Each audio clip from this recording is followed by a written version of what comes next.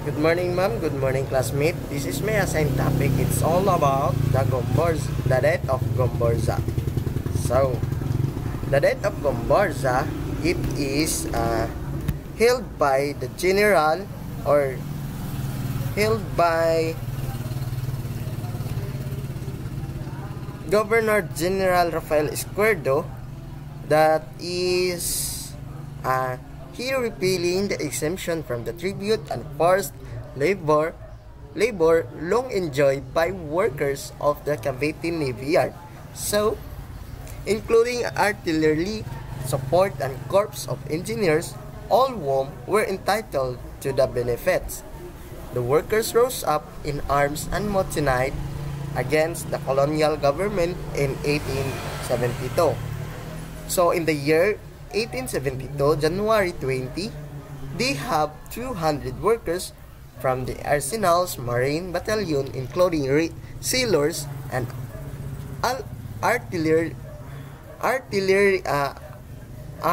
artillerymen led by Fernando Lamadrid, seized Fort San Felipe and the 7 Spanish officer.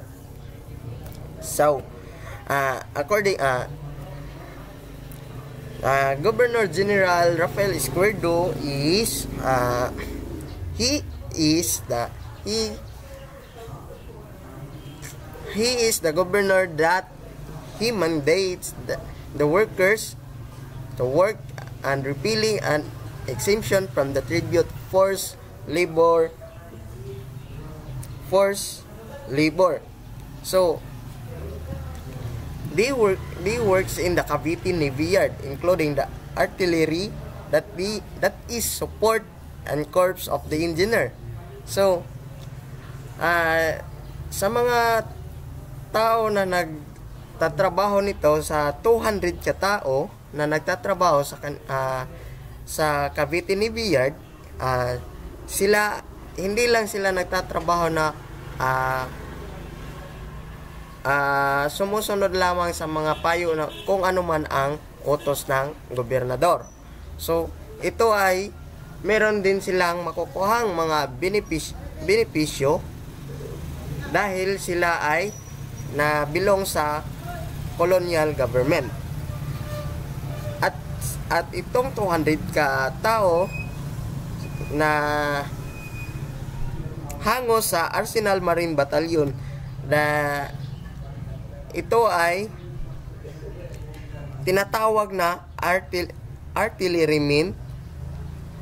Ito rin ay pinamumunuan ni Fernando Lamadrid in the seized Fort of San Felipe and the 7 Spanish officers.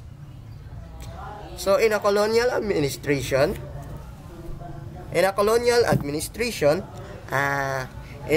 in only 2 days, due to the colonial administration quick response, massive arrests were made, including those who had no connection to the mutiny, half Spaniards, fealists, secular priests, lawyers, or merchant or businessman, and local official. So, tungo sa colonial administration, ito ay napagkamalanan i-arestuhin ang mga tao o ang mga pare dahil sa ukol sa hindi nila na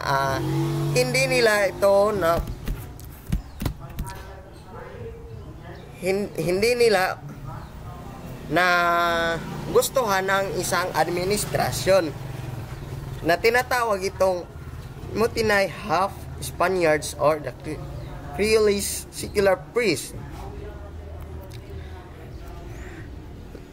There are the 3 secular priests were among those arrested, having long complained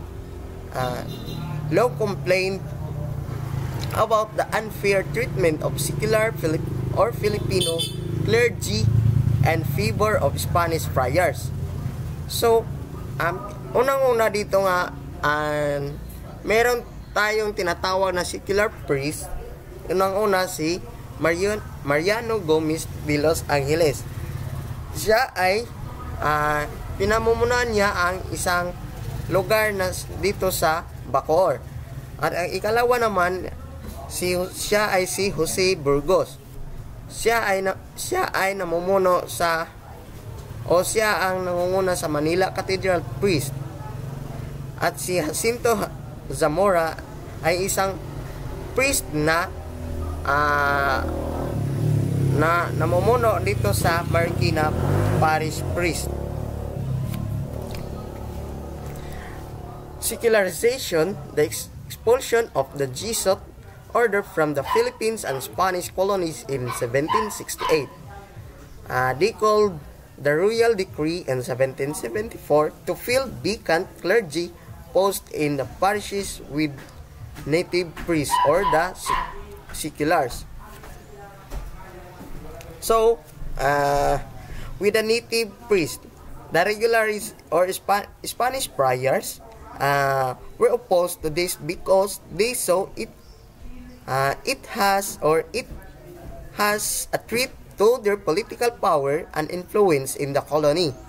Many secular priests were displaced when the Jesuits returned to the Philippines in 1859. The regularists or Spanish friars were opposed to this because they saw the threat of their political power and influence in the colony. Many of the secular priests were displaced when these Jesuits returned to the Philippines in 1859. First, Jose Burgos championed the secularization cause provoking the wrath of many regulars. So, dito ay si Jose Burgos siya ay nangunguna sa secularization dahil sa pakipag-ugnayan sa mga regular na pare o mga priest. Ito din nakikita din nila ang trait sa isang politika na na-influensyahan sa pagiging pag-colonize ng ating bansa. Trinidad Pardo de Tavera, all of these forces converged against the three secular priests who were accused, tried, and sentenced to death by Garrett Fall allegedly for instigating the mutiny in Cavite despite of the lack of evidence. The execution in February 17, 1872, a large crowd of people gathered at the execution site in Bagumbayan. And the first of the Gomborza to the executed was Gomez, who told his confessor, "Father, I know that not leaf falls to the ground except by the will of God. His holy will be done because He desired that I die here." So, si Gomez ay siya ang the first Gomborza that is executed at sinasabihan siya ng kanyang confessor na alam niya na dito sa maladahong tubig ito sa lugar na kanyang kinaroroonan, na alam niya sa ang sinusunod niya ang payo o ang meron sa isang Biblia, that he told his confessor that I know that not leaf falls to the ground except by the will of God. His holy will be done because He desired that I die here. Siya ay nag-desire kung saan kung mamamatay siya sa kanyang kinaroroonan o dito sa kanyang kung saan siya nag-stay. So Zamora appeared to have lost his mind and stood motionless until the screw turned and he was strangled. Burgos, who exclaimed in terror after seeing his colleagues die, and he resigned and forgave his executor, according to Hernandez 1958. Okay. So, si Zamora, he lost his mind and stood motionless until the screw turned and was strangled. So, according to Hernandez 1958, si Burgos naman ay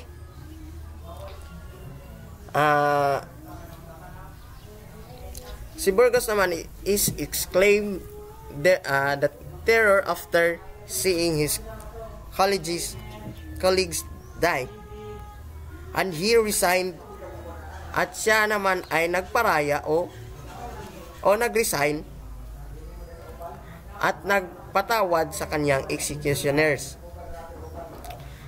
In the face of political pressure, the Archbishop of Manila refused to defrock them. He ordered that every church toll its bells to demonstrate his recognition of martyrs' innocence. Sa Archbishop Manila, ang political pressure, he pressured the Archbishop of Manila and refused to defrock them. He ordered that every church toll its bells and demonstrate of what is in recognition of their martyrs' innocence. The Filipinos have a new realization. Liberal notions of equality, meritocracy, and human dignity could no longer thrive under a colonial regime. The prospect of independence loomed in the distance. Results show how this event terrified his parents and their neighbors and affected life of his brother Pasiano, according to Jomol 2018. The facts of contemporary history were also facts about the success and the failure of individuals, men and women, according to Wright Mills 1959. So, the success of Rizal and other Filipino people to achieve independence was a response to fulfill their growing desire for justice, equality, and freedom. The Philippines in the 19th century molded the environment that Rizal lived, and he responded to what the people needed and used his capabilities to achieve Filipino. So, sa pagsusulat ng nobela ni Jose Rizal, hindi lang patungkol sa kanyang pamilya o sa kanyang sarili, kundi napatungkol ito sa kanyang mga tauhan dito sa Pilipinas o tayong mga mamamayan na sinasakop ng mga Espanyol, tulad ng mga Spaniard friars.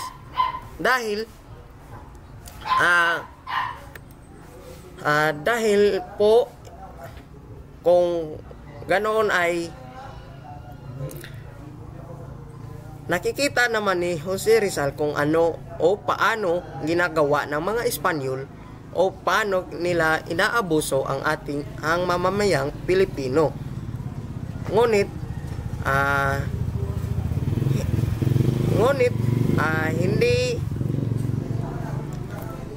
hindi uyon ang mga pare o Katoliko dahil sa mga sinusulat ni Dr. Jose Rizal.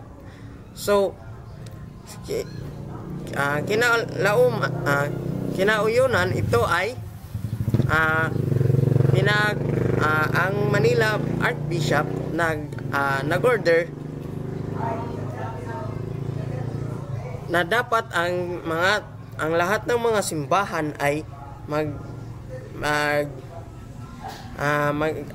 maglagay ng mga bills sa loob ng simbahan. At dito naman sa mga na subaybayan ni Jose Rizal, the success of Rizal and other Filipino people to achieve independence. So, sinusulat ni Rizal upang ito ay may pahiwatig na may freedom. Kagaya naman sa chapter 1, di ba? May tinatawag tayong freedom and patriotism. So, dito naman sa chapter 3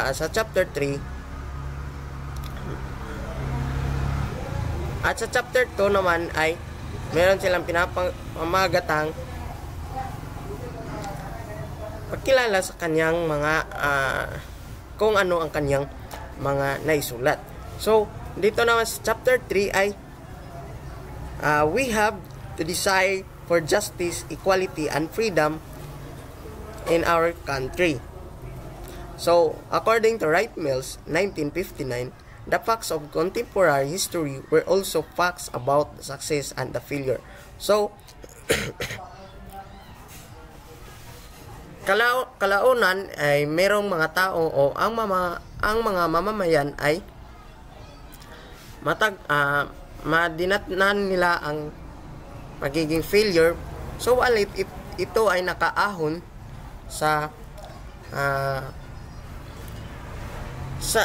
dahil sa pagtulong ni Dr. Jose Rizal tungo sa pagsusulat ng kanyang nobela. At yun lang po. Maraming salamat.